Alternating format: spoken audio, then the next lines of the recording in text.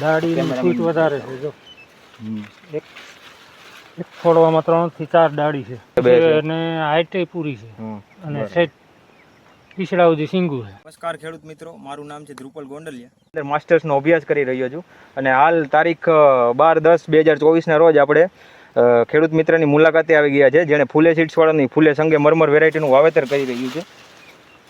સૌપ્રથમ તમારું નામ, તમારું ગામ, તાલુકો અને જિલ્લો. રિતેશ દામજી સાવલિયા, ગોલાધર.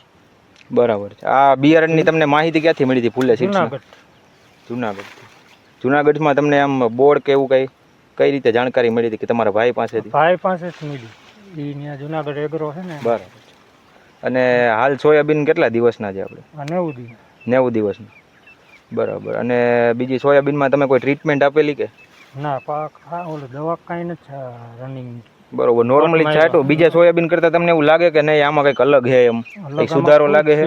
વધારે ફૂટ છે, દાડીની ફૂટ વધારે છે જો એક છોડવામાં 3 થી 4 દાડી છે.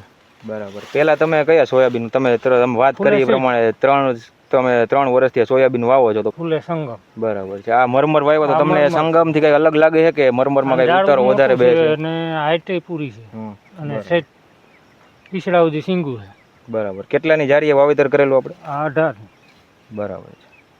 તમને એવું લાગે છે કે ઓલી વખતે કઈક વધારે જારી રાખીશું આપણે? આની જારી કેમ કે આ વધારે ઊંચો લાગે. 24 થી 28 ની જારીએ જો આવો આપણે જો. બરાબર. આ તો ડરી ગયો વાવાઝોડામાં એટલે નકર ભૂપા દેતા. બીજા તમને ઓલા સોયાબીન સંગમ વાવેલા એમાં તમારો ઉતારો કેટલો બેહેલો? એમાં ખાંડી જેવું થાય. એ ખાંડી જેવું થાય. અને આમાં તમને સિંગ જોઈને આમ કઈ અંદાજ આવી ગયો છે કે આ વધારે થશે એમ? 5 મણ વધશે એવું લાગે. કેટલા વીઘાના વાવેલા છે તમે? આ 5 વીઘાના. આપણે સંગમ કેટલા વીઘાના વાવેલા? તો 20 વીઘાના. બરાબર. 5 મણ વધારે થશે. વધારે થાય. બરાબર. અને બીજા ખેડૂત મિત્રોને તમે ભલામણ કરશો કે આ વાયવા જેવું છે એમ? હા, વાયવા જેવી જ વેરાયટી.